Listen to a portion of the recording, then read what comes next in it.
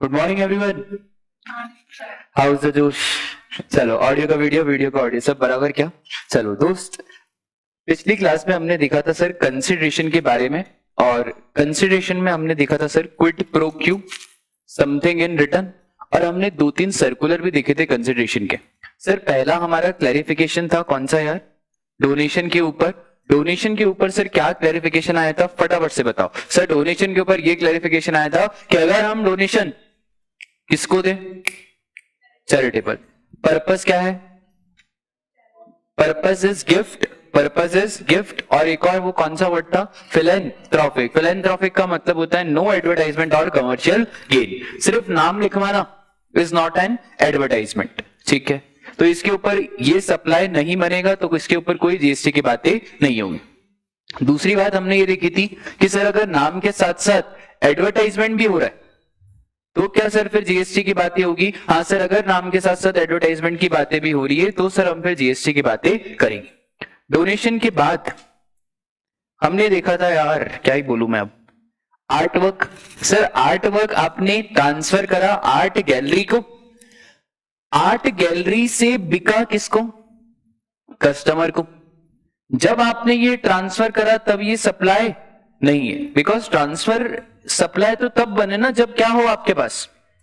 Consideration. क्या consideration है? नहीं सर, कंसिडरेशन नाम की यहां पे कोई चीज है ही नहीं। कंसिडरेशन आएगा कब? कंसिडरेशन तब आएगा जब ये पेंटिंग बिकेगी। और फिर हमने थर्ड देखा था क्या? No claim bonus. Sir no claim bonus generally क्या होता है? मैं इंश्योर्ड और एक है हमारी इंश्योरेंस कंपनी, वो मेरे से 10,000 का प्रीमियम ले रहे थे।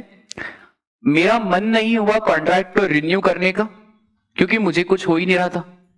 तो मैंने उन्हें कहा कि यार अब क्या करें, कॉन्ट्रैक्ट बंद करें? उन्होंने बोला सर एक काम करो, क्योंकि आपने प्रीवियस ईयर्स में कोई भी क्लेम नहीं लिया है, हम आपको एक स्कीम बताते हैं नो क्लेम बोनस की। मैंने बोला बताओ क्या स्कीम है? बोले सर आपके पास 2 तरीके, या तो आपका पॉलिसी अमाउंट बढ़ जाएगा, 10 लाख से कितना हो जाएगा, या तो प्रीमियम तो 10,000 ही रहेगी, प्रीमियम तो 10 लाख से 12 लाख में प्रीमियम कितनी रहेगी? 10,000। या दूसरा ऑप्शन है पॉलिसी यही रहने दो, प्रीमियम कितना कर दो? 8,000। सर क्या ये जो 10,000 से मैंने प्रीमियम 8,000 करा तो जीएसटी की बातें किस पे होगी? 8,000 पे ही तो होगी। क्या ये जो 2,000 रुपए हैं इसे क्या मैं सर्विसेज मानू फॉर नॉट डूइंग समथिंग? नहीं सर, ये कोई सर्विसेज नहीं है, ये 2,000 रुपए तो मेरा अधिकार है। ऐसा हमारी पहले बात नहीं हुई थी क्या? मेरी ऐसी इंश्योरेंस कंपनी से बात हो गई थी? ये वैसे ही है, ये आधे बच्चों को अभी भी थोड़ा समझ में नहीं आया, इसका मैंने क्या सटीक एग्जांपल निकाला है आप कभी भूल ही नहीं पाओगे। ये वैसा ही है, फॉर सपोज करो आप सी इंटर में है, ठीक है, आपने फीस दी, अब आपने पेपर नहीं दिया, आपने पेपर नहीं दिया, अब आप बोल रहे हो मुझे फीस रिफंड चाहिए। अब आप क्या बोल रहे हो? मुझे फीस।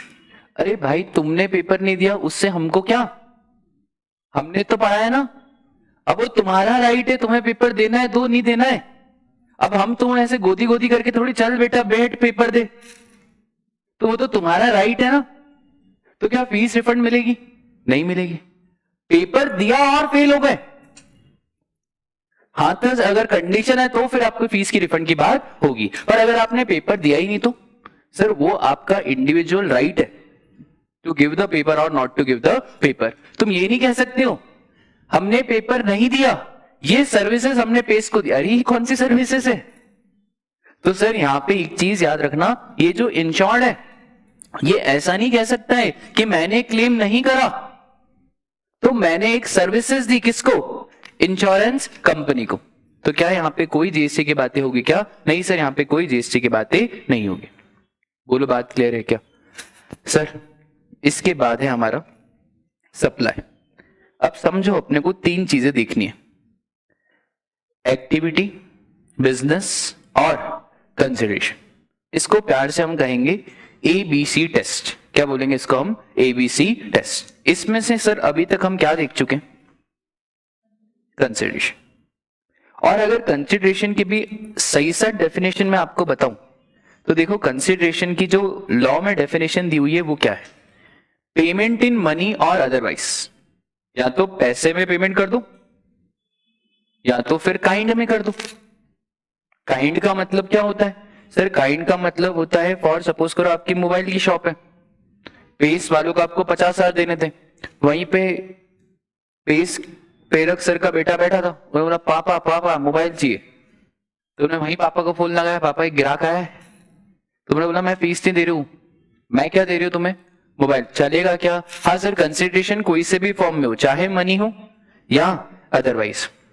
अच्छा, मॉनेटरी वैल्यू ऑफ एक्ट और फॉरबियरेंस, कुछ करना या कुछ ना करना, दोनों ही क्या कंसिडरेशन में आएंगे? हाँ सर, दोनों ही कंसिडरेशन में आएंगे। बाय रेसिपिएंट और एनी अदर पर्सन, दोस्त पढ़ आप रहे हो पर पैसा आपने नहीं दिया। पैसा कहां दिया आपने? पैसा तो आपके पापा ने दिया, पैसा तो आपके कोई रिलेटिव ने दिया, तो क्या कंसिडरेशन कोई भी दे सकता है? हाँ सर, आपके बिहाफ पे कंसिडरेशन कोई भी दे सकता है, या तो आप ही दे दो या तो आपके बिहाफ पे कोई और दे देगा। अब एक और चीज, व्हाट अबाउट डिपॉजिट? सर ये डिपॉजिट क्या होता है? कभी आपने वर्ड सुना है सिक्योरिटी डिपॉजिट? अब समझना है सिक्योरिटी डिपॉजिट का क्या सीन है। सपोज करो मेरे घर पे एयरटेल का वाईफाई का कनेक्शन लगा हुआ है, हमने इनको सिक्योरिटी डिपॉजिट दिया है 2000, रिफंडेबल। ये सिक्योरिटी डिपॉजिट आपको जैसे ही आप एयरटेल का कनेक्शन बंद करोगे आपको क्या हो जाएगा? रिफंड। अब वाईफाई में सर अप्रैल का बिल आया आपका 2000, आपने पे कर दिया। मई का भी बिल आया 2000, आपने पे कर दिया। मई के बाद आपने बोला भैया जून तक चलाएंगे पर मजा नहीं आ रहा है, इसको बंद करेंगे, एयरटेल के वाईफाई को क्या करेंगे? बंद। जून में मेरा पेमेंट कितना बनता है? 2000। मैंने पेमेंट नहीं करा, मैंने उन्हें कहा कि एक काम करो, हमने ऑलरेडी आपको क्या देके रखा है? Security deposit. सिक्योरिटी डिपॉजिट से एडजस्ट कर लो। क्या कर लो? सिक्योरिटी डिपॉजिट से एडजस्ट।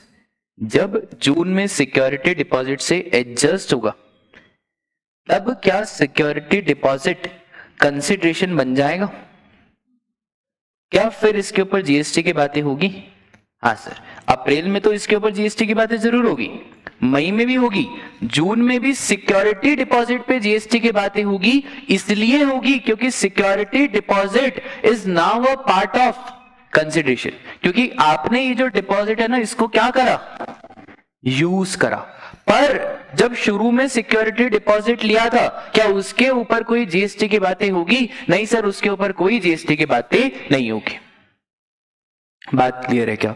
तो सर डिपॉजिट को कब कंसीडर करेंगे? Only when the supplier applies deposit as a consideration. Consideration में क्या आउट हो जाएगा? सब्सिडी जो सेंट्रल और स्टेट गवर्नमेंट देगी उसके ऊपर कोई जीएसटी की बातें नहीं होगी।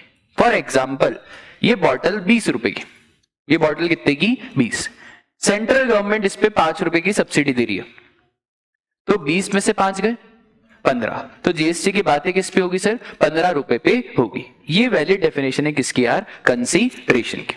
ध्यान रहेगी क्या? ऐसा याद नहीं करना है, जीएसटी में ऐसा कुछ याद नहीं करना है, बस लॉजिकली चीजें दिमाग में रहनी चाहिए। क्या है भैया consideration? Sir payment in money और अदरवाइज गिवन बाय रेसिपिएंट और द थर्ड पार्टी, कुछ करना मॉनेटरी वैल्यू या कुछ ना करना। ठीक है। एक और चीज सर हमने देखा कंसिडरेशन में कि sir security deposit is not a consideration, पर जब इसको अप्लाई करेंगे तब वो क्या बन जाएगा? कंसिडरेशन। ठीक है, बोलो बात क्लियर है? और फिर हमने इसके 3-4 सर्कुलर देखे। अब सर बिजनेस क्या होता है? सरकार ने जब बिजनेस की डेफिनेशन दी ना, मतलब इनको लगा कि यार अपन बिजनेस में सब डाल देते। वो ऐसा इसलिए क्योंकि अगर ये बिजनेस के डेफिनेशन नहीं देते तो लोग पता है क्या करते? वो बोलते हैं आपकी सप्लाई के डेफिनेशन में 3 बातें लिखी है, एक्टिविटी, बिजनेस और कंसिडरेशन। कंसिडरेशन तो सर नजर ही आ जाएगा कैश वैश की बातें। अब ये जो बिजनेस है, कोई बोलेगा कि हम नॉन प्रॉफिट है तो ये बिजनेस नहीं है, कोई बोलेगा हमने पूरे साल में एक ही ट्रांजैक्शन करा, वो बिजनेस नहीं है। ऐसा नहीं है। सरकार ने जब बिजनेस की डेफिनेशन दी, इन्होंने सब डाल दिया कि भले आपने एक पूरे साल में एक ही एक्टिविटी करी है, एक ही ट्रांजैक्शन करा है, क्या वो भी बिजनेस है? हाँ सर वो भी बिजनेस है। भले आप 20 रुपए का माल 12 में बेचते हो, लॉस कर रहे हो क्या, तो भी बिजनेस है, तो भी बिजनेस है। भले आप नॉन प्रॉफिट ऑर्गेनाइजेशन हो क्या, तो भी बिजनेस है, हाँ तो भी बिजनेस है।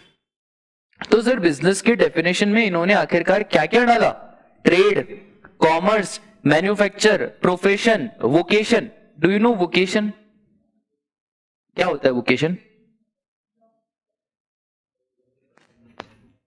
हाँ जो हमें पसंद है और जिसके लिए हम डिग्री विग्री ले रहे हैं, ठीक है, पसंद तो है, पसंद के साथ साथ हम क्या ले रहे हैं, डिग्री विग्री भी ले रहे हैं, उस कोर्स को बोला जाता है क्या, वोकेशन। जैसे chartered accountant is a profession, पर मैडम आपको बाल काटना पसंद है, आपको फेशियल का कोर्स वोर्स पसंद है, तो जब आप वो कोर्स करेंगे तब उसको हम क्या कहेंगे, वोकेशन। इसका कोई ऐसा इंस्टीट्यूट नहीं है जो इसको रिकॉग्नाइज करे, इंडिया में नहीं है, फॉरेन में होगा, तो उस चीज को क्या बोला जाता है सर, वोकेशन। क्या वोकेशन भी इसमें आएगा, वोकेशन भी आएगा। Even if there is no pecuniary benefit, चाहे आप पैसा कमाओ या ना कमाओ, ठीक है sir. Any activity incidental to it, any activity of same nature even if there is no volume और कंटिन्यूटी।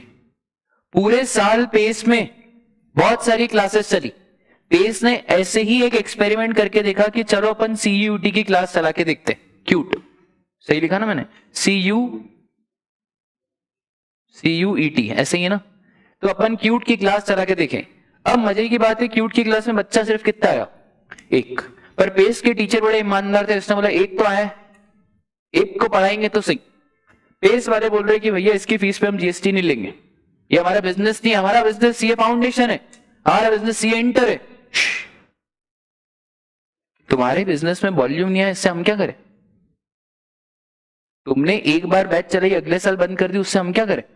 ऐसे तो तुम हर बार यही बोलोगे।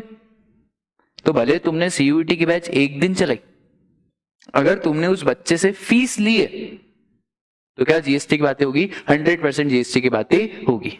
तो बिजनेस में सर आपका एंसिलरी एक्टिविटी भी बिजनेस का पार्ट है, और भले पूरे साल भर में एक ट्रांजैक्शन है, कोई कंटिन्यूटी नहीं है, फिर भी क्या सर वो बिजनेस का पार्ट बनेगा? हाँ सर वो बिजनेस का पार्ट बनेगा। फिर acquisition of goods including capital goods and services. क्या पेस ऐसा बोले कि मेरा बिजनेस पढ़ाने का, ये कैमरा वैमरा का थोड़ी है, ये प्रोजेक्टर का थोड़ी है।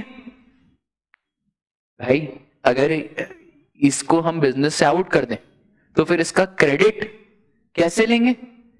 तो सर जो सारा कैपिटल गुड्स हमने खरीदा, जो सारे असेट्स हमने खरीदे, जिनकी वैल्यू बुक्स ऑफ अकाउंट्स में कैपिटलाइज होगी, क्या वो भी बिजनेस का पार्ट बनेगा? हाँ सर वो भी बिजनेस का पार्ट बनेगा। इसका मतलब है जब पेस को ऐसा शटर लगेगा, तो जब शटर लगेगा और जब पेस ये बंद करेंगे, कैमरा बेचेंगे। अब प्रेरक सर बोल रहे कि भैया अगर हम कैमरा बेच रहे तो हम इस पे GST नहीं देंगे। मोदी जी बोल रहे क्यों नहीं दोगे? हमारा बिजनेस फाउंडेशन बढ़ाने का, लिखा है ना हमने, क्या लिखा है हमने? Acquisition of including. बस तुम जैसे लोगों के लिए लिखा, बाद में तुम बोलोगे हम फाउंडेशन पढ़ाते हैं, तुम बोलोगे हमारा बिजनेस ये सबका नहीं है। बेच तो रहे हो ना, कुछ तो पैसा आएगा ना, तो बेच रहे हो, कुछ पैसा आएगा। और ITC ली थी ना, तो भैया फिर इसको भी किसका पार्ट बनाएंगे? बिजनेस का पार्ट बनाएंगे। तो जब धंधा शुरू कर रहे हो तो कैपिटल असेट्स खरीद रहे हो, और जब धंधा बंद कर रहे हो तो कैपिटल असेट्स बेच रहे हो, ठीक है सर। फिर क्लब एसोसिएशन, ये जो क्लब और एसोसिएशन अपने मेंबर्स को सर्विसेज देते हैं, कौन कौन से क्लब? जैसे फॉर एग्जांपल लॉयंस क्लब, फिर सायाजी क्लब। ये क्या होता है ना बेटा, जैसे कुछ बड़े लोग रहते हैं ना, वो हर महीने अपना 10,000 रुपए देते हैं और क्लब की मेंबरशिप लेते हैं। उसमें क्या रहता है सर, ये 10,000 में बहुत सारे पर्क्स मिलते हैं। वहां पे स्विमिंग पूल है, वहां पे जिम है, वहां पे पार्टियां होती है, वहां पे हर चीज होती है। बस आप हर महीने कितने कितने रुपए दे दो, 10,000 रुपए दे दो। वहां पे गोल्फ है, बहुत सारा। आपको कैसे पता? बड़े लोग होते हैं ना, तो सर इधर बहुत सारी चीजें रहती है। तो अगर मैंने फॉर सपोज करो लॉयंस क्लब की मेंबरशिप ली है, तो अगर मैंने लॉयंस क्लब की मेंबरशिप ली है, क्या उस जो मेंबरशिप फीस है उसके ऊपर GST की बातें होगी? हाँ। क्या लॉयंस क्लब वाला ऐसा बोले ये बिजनेस थोड़ी है, ये तो रिक्रिएशनल एक्टिविटी है बेटा। लॉयंस क्लब एसोसिएशन, ये क्या है आपका? बिजनेस। ये क्या है? बिजनेस। इस पे एक अमेंडमेंट आया है, मैं आपको अभी बताऊंगा, ठीक है। मैं अभी आपको ये पढ़ाते पढ़ाते बताऊंगा कि इतना शानदार अमेंडमेंट है, आप बोलोगे सर क्या दिमाग लगाया सरकार ने, ठीक है। इसके बाद admission for consideration to any premise, Imagica या इमेजिका। सर इमेजिका सर वो बिजनेस थोड़ी है भाई, वहां पे आप अंदर जाने के पैसे दे रहे हो। पार्किंग, मॉल जाते हो, दे चार्ज पार्किंग फीस, क्या पार्किंग फीस पे जीएसटी ना लगाए? मॉल वाले बोलेंगे हमारा बिजनेस पार्किंग का थोड़ी है, तो उनके लिए क्या बोल दिया, admission for to any premise. इसका मतलब है कल अपन एक धंधा शुरू करेंगे, यहां पे लगा देंगे इसको 10-10 रुपए 10-10 रुपए 10-10 रुपए, जिसको क्लास में एंट्री लेनी है कितने कितने रुपए, 10-10 रुपए 10-10 रुपए। क्या ये भी बिजनेस है? हाँ सर ये भी बिजनेस है। इसके बाद service as a holder of the office, अगर पेस काम कर रहा है और पेस में कोई सर्विस मैनेजिंग डायरेक्टर दे रहे हैं, प्रेरक सर दे रहे हैं, क्या वो भी बिजनेस का पार्ट बनेगा? हाँ सर वो भी बिजनेस का पार्ट बनेगा, because they are what, holder of the office. अगर रितेश सर कोई सर्विस दे रहे, क्या वो भी बिजनेस का पार्ट बनेगा? 100% वो भी बिजनेस का पार्ट बनेगा। और फिर very very important, activities of race club. Race club मालूम है आपको? रेस क्लब, घोड़े घोड़े, हॉर्स रेसिंग। अच्छा एक बात बताओ, हॉर्स रेसिंग में जीतती कैसे? अपने को मालूम कैसे पड़ेगा अपना घोड़ा जीता या हारा? बहुत बोलो, क्या बोल रहे हो तुम? कहां पे? अच्छा घोड़े का नंबर लगा रहता है, तो मैं ऐसे दूरबीन से देखते रहूं कि मेरा घोड़ा आगे जा रहा है पीछे जा रहा है? बहुत बढ़िया सर, वो स्क्रीन पे आता है। सर आपको बताऊं, वहां पे एक चिप लगी रहती है घोड़े पे, सब घोड़ों पे क्या लगी रहती है? एक चिप। अब क्या होगा ना, जैसे जैसे मेरा घोड़ा आगे जाएगा, तो ये घोड़ा जा रहा है, मेरे को घोड़े के साथ नहीं जाना है, मेरी घोड़ा जा रहा है, मेरे को घोड़े के साथ नहीं जाना है। मेरे को ये नहीं करना है कि घोड़ा आगे आगे जा रहा है मैं भी घोड़े के साथ जा रहा हूं, हाँ दौड़ दौड़ दौड़, अरे ऐसा नहीं करना है। एक वहां पे डिवाइस होती है, उस डिवाइस को बोला जाता है टोटलाइजेटर। क्या बोलते हैं उस डिवाइस को? टोटलाइजेटर। ये टोटलाइजेटर पे आपको दिखता है कि आपने बिडिंग अमाउंट कितना लगाया। फॉर सपोज करो मैंने घोड़े पे 10 लाख लगाए, ये 10 लाख के कितने बन रहे? 12 लाख बन रहे हैं, 14 लाख बन रहे हैं, 8 लाख बन रहे हैं, तो ये दिखता है उस स्क्रीन पे। क्या वो भी बिजनेस है? 100% वो भी बिजनेस है। सर वो ब्रोकर, वो जो ब्रोकर कर रहा है, हाँ तो ब्रोकर का बिजनेस तो है ही ना। उस ब्रोकर को कहा जाता है बुक मेकर। क्या बोलते हैं उसको हम? Book maker. जो क्या करता है? जो मिलाने का काम करता है। किसको मिलाएगा? मुझे और जो घोड़ा रेस ऑर्गेनाइज कर रहे उन्हें। तो sir activities of race club by the way of totalisator और a license to bookmaker or activities of licensed bookmaker in such club। Sir ये ब्रोकर कोई भी बन सकता है? नहीं, कोई नहीं बन सकता। इन्हें क्या लेना पड़ता है? लाइसेंस, ठीक है। और उसके बाद है sir any activity by government local authorities as public authority, example आपकी सिटी बस, और फिर आपका ये BRTS। ये डेफिनेशन होती है किसकी? बिजनेस की। इसको ऐसा ध्यान रखने की कोई जरूरत नहीं है, बिजनेस की डेफिनेशन ऑटोमेटिकली आपको ध्यान रहेगी, ठीक है। बात क्लियर है? आपको अभी तक सप्लाई के नोट्स नहीं मिले क्या? मिले होंगे ना आपको? क्या बात कर रहे हो? ठीक है ठीक है,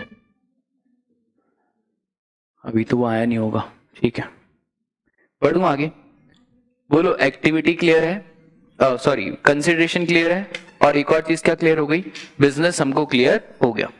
अब एक और चीज सर, 3 चीजें आपको दिखनी है, बिजनेस, कंसिडरेशन और एक्टिविटी। एक्टिविटी में बहुत सारी चीजें, सेल, सेल मतलब बेचना, ट्रांसफर, बेचना नहीं भेजना, बेचना इज डिफरेंट देन भेजना। क्या ट्रांसफर भी इसमें आएगा? हाँ सर ट्रांसफर भी इसमें आएगा। बार्टर, गुड्स के बदले में एक्सचेंज। क्या बार्टर और एक्सचेंज में कुछ फर्क है? हाँ फर्क है। एक्सचेंज क्या होता है? फॉर एग्जाम्पल साहिल सर का मन करा आईफोन 15 प्रो मैक्स लेने का, भाव था उसका कितना? 1 लाख। मैंने बदले में मेरा आईफोन 12 एक्सचेंज करा जिसके मुझे मिल रहे हैं कितने 20,000, बैलेंस मेरे को 80,000 किस में देना है कैश में। सर ये ट्रांजेक्शन किसका है एक्सचेंज का। अच्छा जीएसटी किस पे लगेगा, नहीं दोनों पे मैं ऐसा पूछ रहा हूं 1 लाख पे लगेगा 20 पे लगेगा 80 पे लगेगा, नहीं 1 लाख। कंसिडरेशन का फॉर्म कुछ भी हो सकता है, तुम किससे बह गए फॉर्म से, फॉर्म गया तेल लेने, फॉर्म डजेंट मैटर्स। मोबाइल दिया कितने का 1 लाख। अगर तुम ऐसा बोलते ना तो पता है अर्थ पे अनर्थ हो जाता। लोग पता है क्या करते, लोग इतना शानदार करते 1 रुपया कैश देते और फिर बोलते ये लो जीएसटी। ऐसा नहीं, कंसिडरेशन का फॉर्म कुछ भी हो सकता है, उससे हमको कोई लेना देना नहीं है। हमें तो इससे लेना देना है कि आखिरकार आया क्या, आई बात समझ में। और ये बात है और आप सीए फाइनल में सीखोगे। सीए फाइनल में जनरली ऐसे ट्रांजेक्शन सिखाए जाते हैं कि भैया आईफोन के बदले में ऐसा एक्सचेंज हुआ है, बताओ जीएसटी किस पे लगेगा। तो वहां पे ये स्पेसिफिक रूल बनाया गया है पूरे जीएसटी लॉ में, ताकि कोई दिक्कत परेशानी ना आए, ठीक है। फिर लाइसेंस हो गया, लीज हो गया, रेंटल हो गया, ये सब किस में आएंगे एक्टिविटी। अब सुनो ध्यान से, सर बार्टर, बार्टर मतलब C to C, commodity to commodity. क्या हुआ ना बेटा, अपन एक काम करते हैं, अपन मस्त एग्जांपल लेते हैं, इसका क्या नाम है तुम्हारा आयुष। आयुष बिल्कुल एग्जांपल को दिल से लेना मत, और ले भी लोगे तो कोई दिक्कत की बात नहीं है। अगर आयुष तुम्हारा क्या हुआ ना, तुमने सीए फाउंडेशन निकाला, तुम्हारा मन नहीं हुआ, मजा नहीं है यार, मजा नहीं है सीए में। तुम्हारा अंदर का जो मन है, एक इंसान का अंदर का मन होता है ना, उसने बोला यार मेरे को जीवन में काटना है बाल, मेरे को जीवन में क्या करना है काटना है, क्या काटना है मुझे बाल। बढ़िया यार, कुछ टाइम के बाद अपन तो पढ़ा रहे थे जिसका जो मन करे वो करो, अपना मन इसमें कर रहा है, इसका मन इसमें कर रहा है, इसने छोड़ दिया सीए। बढ़िया, इसने सलून डाला और इसने नाम में रखा बिल्लू बार्बर। मैं गया इसके पास, बोला अरे तुम तो जाने पहचाने से लग रहे हो आयुष। बोले अरे हाँ सर, वो आपकी सीए इंटर की बैच में आपको मिठाई विठाई खिलाई थी, बस उसके बाद से मेरा मन हट गया। मैंने बोला यार क्या ही करना ये सब, बहुत पैसा है, मेरा मन भी था सर वैसे ही बाल काटता हूँ, मुझे काटना अच्छा भी आता है। बोला बढ़िया है यार आयुष तुम्हारा काम तो। मैं गया, मैं बोला आयुष दिखाओ यार तुम्हारा कारनामा, तुमने सीए छोड़ा, कुछ तो अब अच्छा कर ही रहोगे। बोले सर आप बैठो तो सही, आपका मन नहीं करेगा उठने का। बोला बहुत बढ़िया। बोले सर, मैंने बोला जो तुम्हारे यहाँ अच्छा वो कर दो, बस मुझे ये बोलने की रेडी था। इसने बाल काटा, शेव करा, फेशियल करा, मसाज करा और सब कर दिया। आखिरी में इसने बोला सर बिल 5,000 रुपए। मैंने बोला भैया पैसे तो नहीं है यार, बच्चों की फीस अभी आई नहीं है। मैंने बोला पैसे तो नहीं है। इसने बोला सर आप फैकल्टी तो उस टाइम पे थे, व्यवहार तो व्यवहार होता है, अभी आपको पैसे देने पड़ेंगे। मैंने बोला नहीं दिए तो? बोले सर मैं 4 लोगों के आपसे बाल कटवा दूंगा। बोला भाई तो दिक्कत है यार, पैसे तो देने पड़ेंगे। उसी टाइम पे इसका छोटा सा बच्चा है, वो मेरे पाँव के ऐसे बिल्कुल लेट गया। बोले साहिल सर साहिल सर। मैं बोला अरे उठो बेटा उठो। उसने बोला पापा साहिल सर क्या पढ़ाते, मतलब आप एक बार क्लास में आओ तो सही, साहिल सर की आप सब भूल जाओगे। पापा मेरे को साहिल सर की कोचिंग पे जाना है। वहां पे मेरी कोचिंग की फीस चल रही थी 3,000। मैंने छोटू को बोला फटाफट से नया पोस्टर बनाओ 5,000 का, क्योंकि अपने कितने लग रहे 5,000 फायदा तो उठाएंगे ना यार। बस इसके बेटे की देरी थी वहीं पे। मैंने बोला यार आयुष दूसरी कोचिंग में वैसे इतना अच्छा पढ़ाते नहीं है, अपने जितना नॉलेज वैसे कोई देने वाला है नहीं, तुम इसको मेरी कोचिंग में भेजो। वैसे तो हमारी फीस 7,000 है, वैसे तो हमारी फीस कितनी है 7,000 है, पर तुम अपने ही हो तो तुम्हारे लिए कितनी।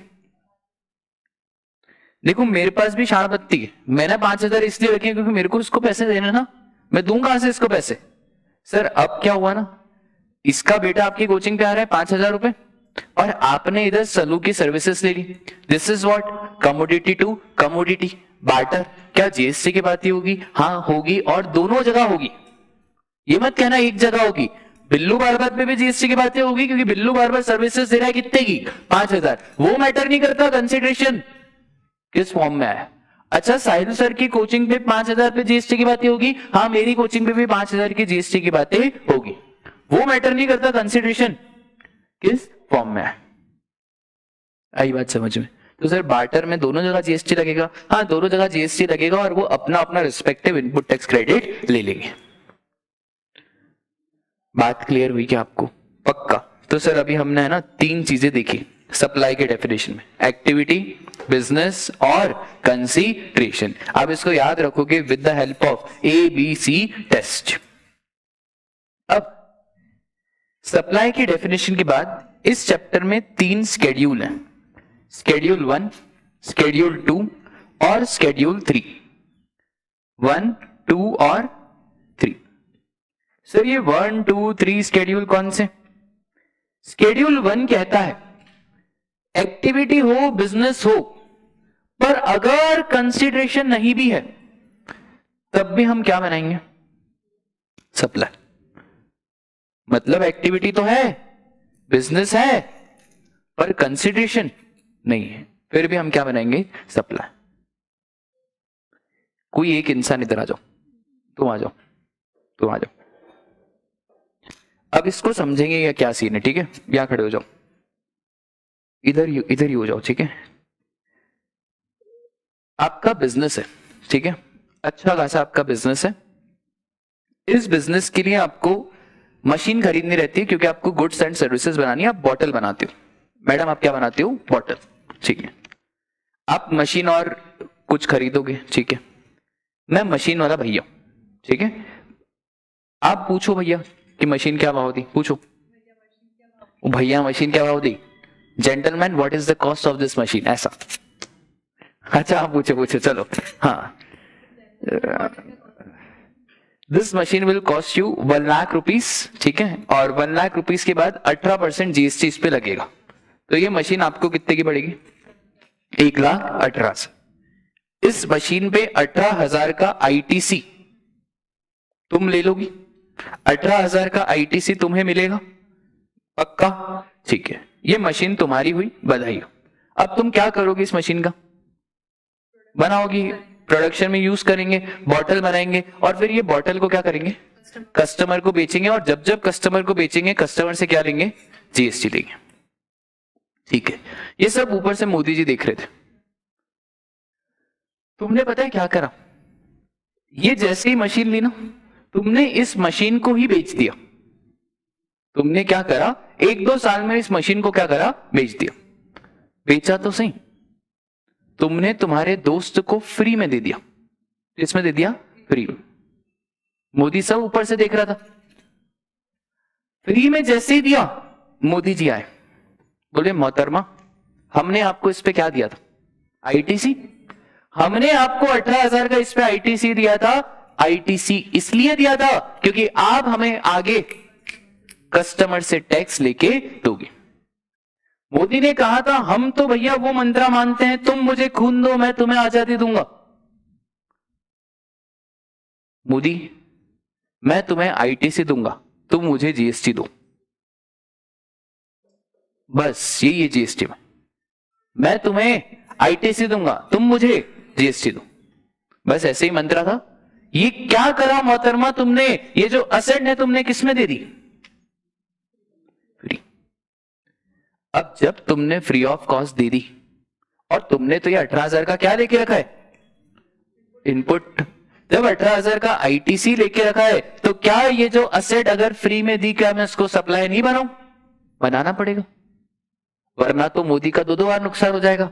एक तो तुमने आईटीसी भी ले लिया, और फिर तुमने सरकार को जीएसटी भी नहीं दिया, और उल्टा एक और काम अपने दोस्त को दे दिया, किसमें? Free of cost. तो सरकार ने बोला एक्टिविटी तो है, सेल, और in fact you can say what? Transfer. Business भी है, क्योंकि बिजनेस के डेफिनेशन में असेट खरीदना बेचना भी आई गया, पर कंसीडरेशन नहीं है। ऑल्दो कंसीडरेशन नहीं है, क्या फिर भी ये सप्लाई बनेगा? हां सर, फिर भी ये सप्लाई बनेगा as per para number 1 schedule 1। Sir एक और चीज, अगर आपने आईटीसी लिया ही नहीं होता, तुमने बोला मेरे को आईटीसी लेनी नहीं है, तुम क्या मुझे आईटीसी दोगे? मोदी जाओ मैं आईटीसी लेती नहीं। मत ले, हमको क्या है? अब जब तुमने आईटीसी नहीं लिया, अब वापस से तुमने फ्रेंड को फ्री ऑफ कॉस्ट दिया, क्या अब हम सप्लाई बनाए? अभी सोच समझ के बता रहा, जब तुमने आईटीसी लिया तब तो ठीक है, अब तुमने आईटीसी नहीं लिया, तुमने क्रेडिट नहीं लिया, क्या अब मोदी जी को कोई दिक्कत होगी? बेटा अब मोदी जी को कोई दिक्कत नहीं है, सारी दिक्कत ही मोदी को किसकी है? मोदी का मंत्र है कि अगर आप आईटीसी ले रहे हो तो आप हमको जीएसटी लाके दो, खत्म। अगर आप आईटीसी ले रहे हो तो आप हमको क्या लाके दो? जीएसटी लाके दो, ठीक है। तो सर सिंपल सी बात है, आईटीसी लिया तो क्या बनेगा? सप्लाई। और अगर आईटीसी नहीं लिया तो सप्लाई नहीं बनेगा। अच्छा मैं आईटीसी लेना तो चाहता था, पर सरकार ने आईटीसी ब्लॉक करके रखी है। क्या करके रखी है? ब्लॉक। सर सरकार भी ब्लॉक करती है, सरकार भी ब्लॉक करती है। सरकार किसको ब्लॉक करती है? आईटीसी। पता है क्या होता है? जैसे एक एग्जांपल दे रहा हूं, मैंने कार खरीदी 10 करोड़ की। कितने की? 10 करोड़। इस 10 करोड़ पे जीएसटी लगेगा 1.8 सीआर। टोटल कार पड़ी अपने को कितने की? 11 करोड़ 80 लाख। राजा अगर मैं इसका आईटीसी ले लूंगा ना, तो सरकार बोलेगी कार तुम किस यूज के लिए यूज कर रहे हो? पर्सनल। सर आप बिजनेस भी कर रहे हो। अरे पता कैसे चलेगा कौन सा बिजनेस कौन सा पर्सनल? तो सरकार ने पता है क्या बोला कि भैया ये जो कार है उसका आईटीसी हम ब्लॉक करते हैं, हम आपको कार का आईटीसी नहीं देंगे। तो आगे आईटीसी का चैप्टर आएगा जिसमें हम पढ़ेंगे कि कौन कौन सा क्रेडिट क्या है? ब्लॉक है। अगर कार का आईटीसी ही ब्लॉक है, उसको मैं मेरे फ्रेंड को दे रहा हूं फ्री ऑफ कॉस्ट, तो मोदी तुमको क्या दिक्कत है? मैं मेरे फ्रेंड को दूं, मैं उसमें पेट्रोल डला के क्या करूं? जला दो। तुम्हें क्या, मैंने तुमसे आईटीसी लिया क्या? तुम आओ मोदी, तुमको ही बुला रहा हूं, ये देखो ये देखो, ये लो जलाओ। क्या है? मेरी कार मेरा पैसा, मेरे को जलाना है, तुम्हें क्या? मैंने आईटीसी लिया क्या? नहीं। पर अगर आईटीसी लेते हैं तो मोदी जी को क्या होती है? दिक्कत होती है। आई बात समझ में? तो सर ऑनलाइन वाले बच्चों बताओ क्लियर है क्या? तो sir schedule number 1 para number 1 क्या बोलता है? पैरा नंबर 1 क्या बोलता है?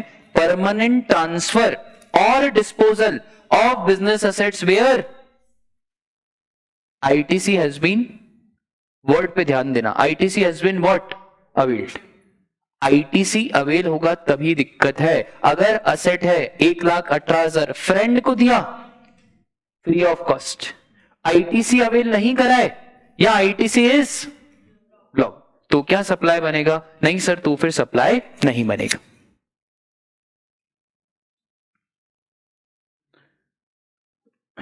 क्या ऐसे बुलाने से ना समझ में अच्छा आता है? क्योंकि क्या हुआ ना, अभी मैं पुराने बच्चों से बात करता हूं ना, तो एक पुरानी बच्ची ने बोला, वो पास हो गई बढ़िया, उसे बोला सर आप एक काम करना नई बैच पे। मैं बोला बताओ क्या? बोले सर एग्जाम्पल जो आप देते थे ना बुला बुला के, वो और ज्यादा देना। उससे क्या होता है ना, हमको वहां पे जब हम पेपर लिख रहे थे तो हमको वो याद आ रहा था कि आपने उसको बुलाया उसको बुलाया। बढ़िया, ये भी सही है।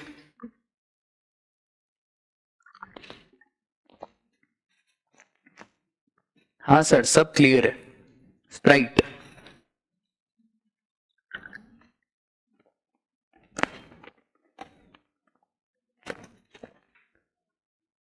फाउंडेशन के पास होने की खुशी तो बहुत होती है ना, तो मनाना इसको। देखो एक चीज मैं आपको बता रहा हूं, मतलब ये दूसरे फैकल्टी से बड़ी अगेंस्ट होगी, पर अपन थोड़े अगेंस्ट ही चलते हैं। देखो लाइफ में है ना, सुख के मोमेंट बहुत कम आएंगे, ठीक है। धीरे धीरे आपको ऐसा लगेगा कि सर का मैच्योरिटी लेवल बहुत हाई। लाइफ में है ना, सुख के मोमेंट बहुत कम आएंगे, उसको भोगना, उसको एंजॉय करना बहुत जरूरी है। भगवान ने तुम्हें सुख का मोमेंट दिया, तुम पागलों की तरह वापस से इंटर में लग गए। अरे उसने मूवमेंट दिया तो जी ना, उसने तेरे को मूवमेंट दिया तो जी, फिर मूवमेंट वापस थोड़ी आएगा। तो हमेशा याद रखना, दुख के मूवमेंट में तो ऐसा रोना गाते हो, जो फेल होते हाँ हमने ये नहीं करा, हमने वो नहीं करा। अरे तो जब भगवान तुम्हें सुख का मूवमेंट दे रहा है तो उसको जीते क्यों नहीं हो? उसको जियो, पार्टी करो, मस्ती करो, मिठाइयां बांटो, जो मन है वो करो, जो तुमने सोचा था कि फाउंडेशन पास हो जाएंगे वो करेंगे, पर तुम करते ही नहीं हो। तुमने सोचा था कि फाउंडेशन पास हो जाएंगे तो हम ये करेंगे, अरे तो करना भाई, ये चला जाएंगे। 7 दिन रहते हैं, बिल्कुल सिर्फ 7 दिन, 7 दिन, 5, 6, 7 दिन मैक्सिमम। 7 दिन का तुमको लगेगा कि बस हो गया, तो याद रखना कि भले अगर इंटर की पढ़ाई थोड़ी बहुत सेक्रीफाइस हो रही हो 5-6 दिन, कोई दिक्कत की बात नहीं है, पर ये जो सुख का मोमेंट आपको मिला है ना, इसको एंजॉय करना बहुत जरूरी है। पढ़ाई लिखाई तो आप करोगे, वो तो मेरे को बिल्कुल ही, फाउंडेशन पास हो गए हो इसका मतलब अब आप तैयार हो गए हो इंटर के लिए। तो हमेशा लाइफ में जब सुख के मोमेंट आते हैं ना, तो आप उसको बोलते हो ठीक है यार क्या है, अरे क्या है, 11वीं 12वीं में तुमको तुम्हारी औकात थी, तुम सीए फाउंडेशन का पेपर निकालो, नहीं है कुछ, गिव क्रेडिट टू योरसेल्फ। हाँ भैया उखाड़ा है। आज भी जब अपने को डिप्रेशन होता है, डीमोटिवेशन होता है, अपन यूं देखते हैं वैसा सोफा पे डिग्री देखते हैं, हाँ अपन नहीं करिए, कर लेंगे, तो वो है कुछ करना है, आपने करा है। ऐसा मत बोलो कि अभी तक हमने कुछ नहीं करा है, अरे करा है। फाउंडेशन निकालना भी बहुत बड़ी बात होती है, ठीक है। तो ये छोटे छोटे मूवमेंट्स को आप लाइफ में एंजॉय करो, वेस्ट मत करो, वरना आप ही देखो ना, दुख रहता है तो इतना रोना गाना 10-10 दिन तक हूं करते रहते हो, तो सुख रहता है तो उसको भी तो उतनी प्रायोरिटी दो ना, ठीक है। बात समझ में आई क्या? चलो, अब इसका मतलब ये नहीं कल से तुम क्लास ही नहीं, गोवा चले गए, ठीक है। चलो पैरा नंबर 1 क्लियर है। चलो देखो ध्यान से, Dhruv gives old laptop being used in his business to his friend. बताओ बनना है तो कैसा बनो, ध्रुव जैसा। लैपटॉप नए मत दो, ओल्ड, अरे नए लैपटॉप देते बिजनेस के, ओल्ड लैपटॉप दो। क्या ये सप्लाई बनेगा? सप्लाई बनेगा, पर एक कंडीशन फुलफिल होनी चाहिए, क्या? ITC. A dealer of AC permanently transfer the motor vehicle free of cost. ITC on motor vehicle is, क्योंकि ITC ब्लॉक्ड है तो क्या ये सप्लाई बनेगा? नहीं सर, फिर ये सप्लाई नहीं बनेगा। बोलो क्लास, डन है क्या? सर पैरा नंबर 1 तो क्लियर है, पैरा नंबर 2 बिल्कुल ध्यान से, मजा आ जाएगा। Para number 2, supply of goods और सर्विसेज और बूथ बिटवीन और बिटवीन।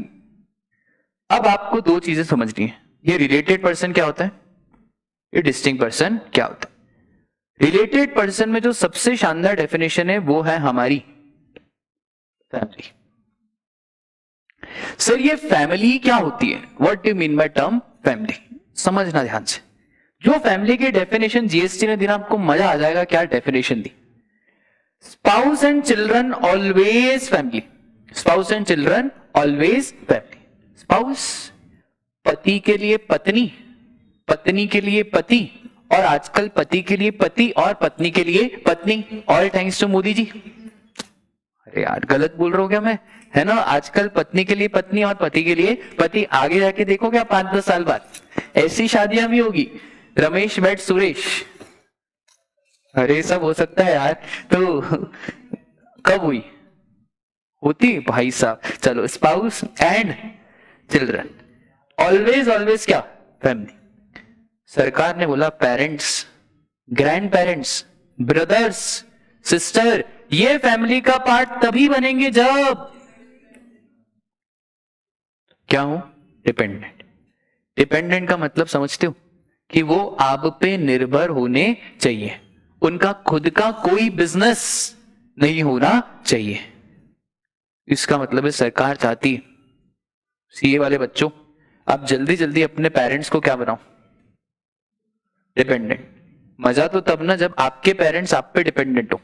अभी उल्टा हो रहा है ना, आप उन पे डिपेंडेंट हो, तो आप ही इतना पैसा कमा लो कि बोलो पापा चलो छोड़ो काम धंधा, अपन इतना पैसा कमा रहे हैं, आप बैठो घर पे बढ़िया नेटफ्लिक्स, है ना? तो पापा आप ये सब काम करो। तो यार सुनो ध्यान से, parents, grand parents, brother, sister, ये तभी डिपेंडेंट होंगे, तभी किसका पार्ट बनेंगे?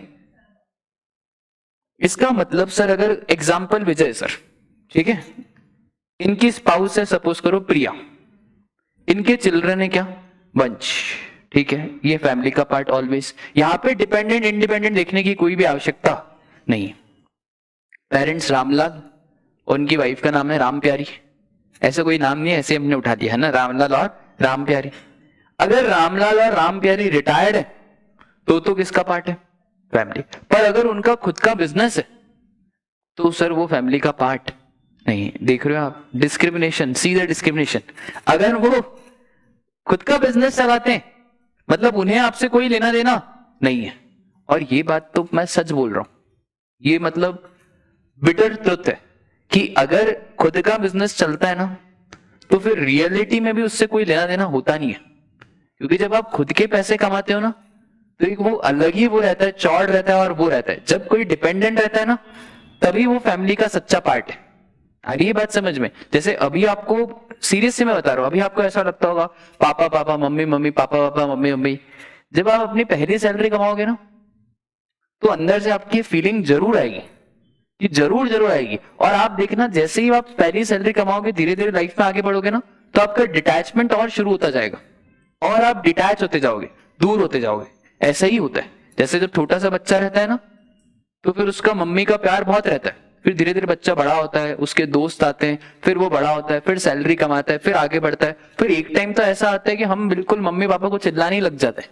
वो तभी करते जब हम अपना खुद का पैसा कमाने लग गए। अभी तो तुम्हें मालूम है कि हमारी दाल तो गलनी है नहीं, हम कुछ भी इधर उधर बोलेंगे, पैसा आना किधर से? उधर से ही आना है। तो कभी भी लाइफ में ऐसा करना मत यार। मतलब उन्होंने अपने दुख वक्त में साथ दिया तो अपने को भी सुख वक्त में साथ देना है। तो सर फैमिली में स्पाउस चिल्ड्रन आएंगे, parents grand parents brother sister तभी आएंगे जब क्या हो वो डिपेंडेंट। बोलो बात क्लियर है क्या? अब सुनो ध्यान से, सर सोच समझ के बताना। मैंने पढ़ाया आपको कि सप्लाई ऑफ गुड्स और सर्विसेज और बोथ बिटवीन क्या? Related person. सरकार ने ये ऐसा क्यों डाला? बेटा सरकार ने ऐसा इसलिए डाला ना, सरकार को लगता है कि रिलेटेड पर्सन के बीच में transaction generally free of cost होते। बात तो सही। रिलेटेड पर्सन में जनरली ट्रांजैक्शन क्या होते हैं? Free of cost. एक और चीज, आप रिलेटेड पर्सन के साथ बहुत सारी चीटिंग भी कर सकते हो क्योंकि वो आपका रिलेटेड पर्सन है। फर्जी बिल बना सकते हो, इनवॉइस बना सकते हो, अननेसेसरी आईटीसी क्लेम कर सकते हो, अपनी ही एक सब्सिडरी बना सकते हो। ऐसी बहुत सारी चीजें हो सकती है। तो सरकार ने बोला अगर कोई भी गुड्स और सर्विसेज रिलेटेड पर्सन के बीच में ट्रांसफर हो रहे हैं, भले फ्री ऑफ कॉस्ट हो रहे, तब भी हम उसे क्या बनाएंगे? क्या बनाएंगे हम उसको? सप्लाई। चलो हम देखते हैं आपका दिमाग कितना तेज है। ये है साहिल सर और यहां पे है सूरज सर। सूरज सर साहिल सर के ब्रदर हैं जो अपनी अच्छी कोचिंग चलाते हैं, जो महीने के 80,000 रुपए कमा लेते हैं। ठीक है। साहिल सर ने सोचा कि एक काम करते हैं, सूरज सर के बर्थडे पे उनको गिफ्ट देते हैं आईफोन 15 प्रो। मेरा भी बिजनेस है और हमारा जीएसटी नंबर भी है,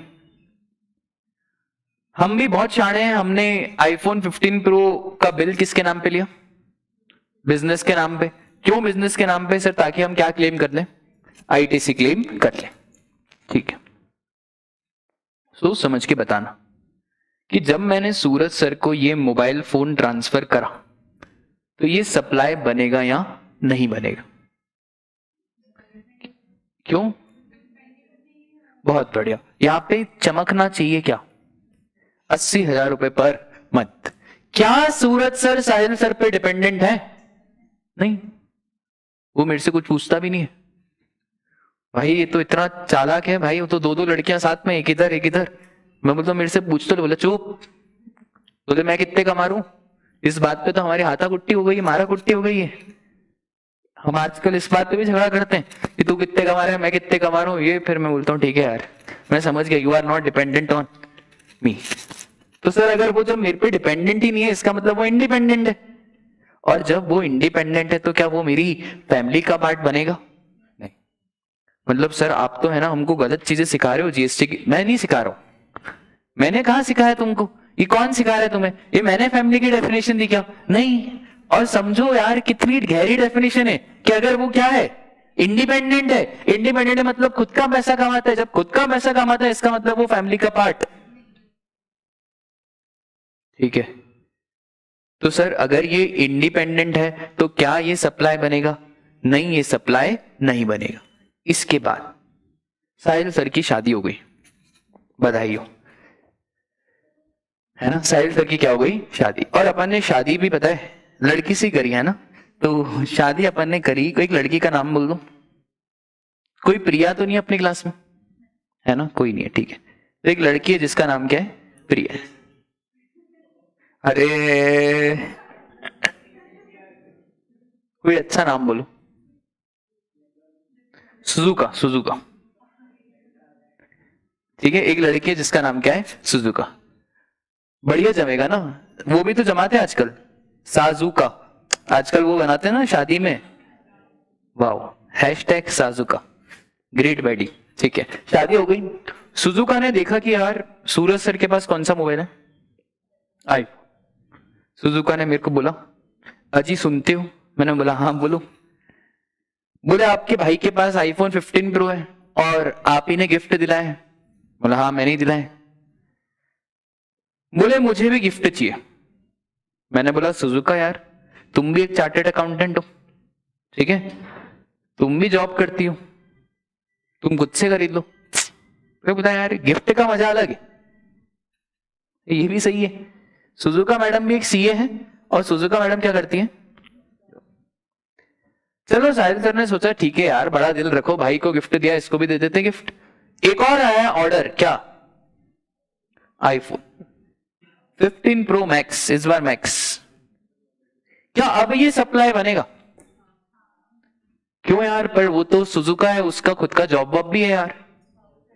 बहुत बढ़िया, स्पाउस इज ऑलवेज अ, मतलब सर ये तो फैमिली टूटने की बात चल रही, चार रहो। मतलब कहना क्या चाहते जीएसटी लो कि भैया तुम एक काम करो, खुद रहना, वाइफ रहना, बच्चों को साथ रखना, है ना। और यही तो जमाना है यार, जॉइंट फैमिली। कितनी जॉइंट फैमिली में रहते हो?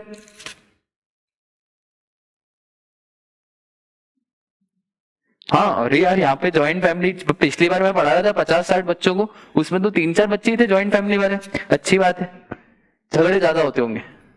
अरे इम्पॉसिबल। तो सर यहाँ पे जब ये सुजुका मैडम को गिफ्ट करा तो स्पाउस चाहे कमाए या नहीं कमाए, ऑलवेज रिलेटेड, क्योंकि ये रिलेटेड है, क्या सप्लाई बन जाएगा? हाँ सर ये सप्लाई का पार्ट बन जाएगा।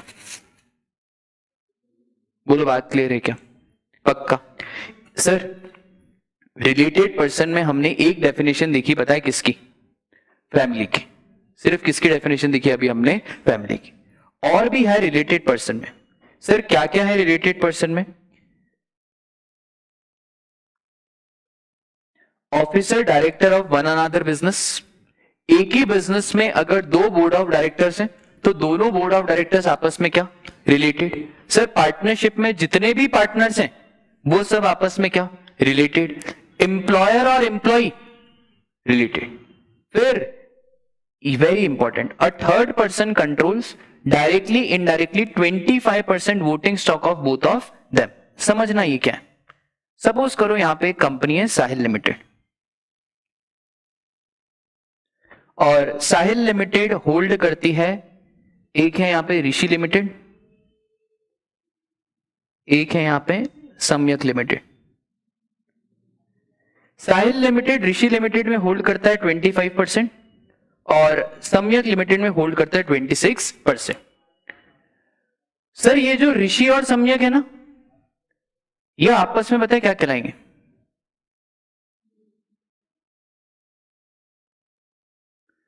ऐसा इसलिए क्योंकि मैं 25 या उससे ज्यादा अगर होल्ड करता हूं एक कंपनी में और दूसरी कंपनी में भी मैं 25 या उससे ज्यादा होल्ड करता हूं, तो ये जो दोनों कंपनी है आपस में ये क्या कहलाएगी? Related person. सर अगर आप इधर 24 होल्ड करते तो फिर ये दोनों रिलेटेड नहीं कहलाते। एटलीस्ट कितना है?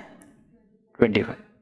फिर one of them controls the other, एक कंपनी दूसरे को कंट्रोल कर रही है, इसका मतलब है 51% कंट्रोल करना। इसका मतलब है एक कंपनी होल्डिंग हो गई, दूसरी कंपनी क्या हो गई? सब्सिडरी। सर यहां पे डायरेक्टली लिखा है, इनडायरेक्टली लिखा है। डायरेक्टली मतलब 51, इनडायरेक्टली का मतलब ये होता है कि जो बोर्ड ऑफ डायरेक्टर्स हैं, उन बोर्ड ऑफ डायरेक्टर्स में से अगर majority of board of directors हम लोग ही अपॉइंट कर रहे हैं, जो बड़ी कंपनी है, जो होल्डिंग कंपनी है, वही अपॉइंट कर रही है, तो उसे भी हम क्या कहेंगे सर, इनडायरेक्टली रिलेटेड।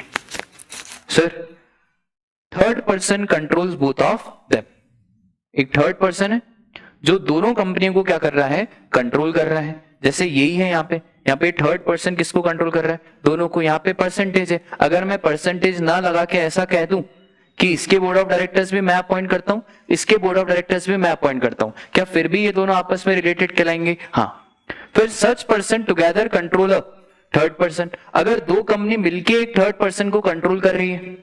फिर मेंबर्स ऑफ सेम फैमिली, और फिर एजेंट, डिस्ट्रीब्यूटर और कंसेशनर ऑफ द अदर, मतलब प्रिंसिपल, एजेंट, ये सब भी आपस में रिलेटेड पर्सन कहलाएंगे क्या? हाँ सर, ये सब भी आपस में रिलेटेड पर्सन कहलाएंगे। जैसे mister Priya hold 30% share of ABC and 35% share of XYZ, क्या एबीसी और XYZ आपस में रिलेटेड कहलाएंगे? हाँ सर।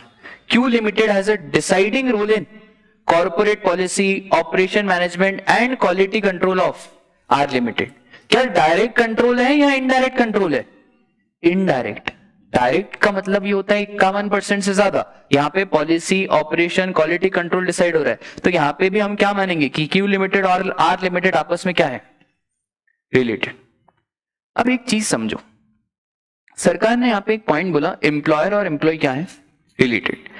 इसका मतलब है अगर एम्प्लॉयर कोई भी गुड्स या सर्विसेज एम्प्लॉय को दे रहा है तो उसके ऊपर तो फिर किसकी बात हो जाएगी, जीएसटी की बात हो जाएगी।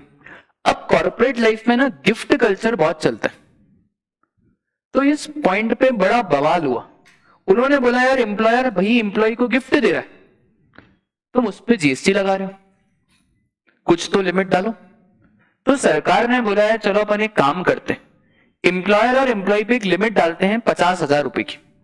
तो सरकार ने पता है क्या करा, रिलेटेड पर्सन में एक लिमिट डाली, कितनी, 50,000। सब में नहीं, सिर्फ किसमें, एम्प्लॉयर और एम्प्लॉय में। सर ये 50,000 लिमिट कैसी देखी जाएगी, 50,000 पर एम्प्लॉय पर फाइनेंशियल ईयर, 50,000 पर एम्प्लॉय पर फाइनेंशियल ईयर।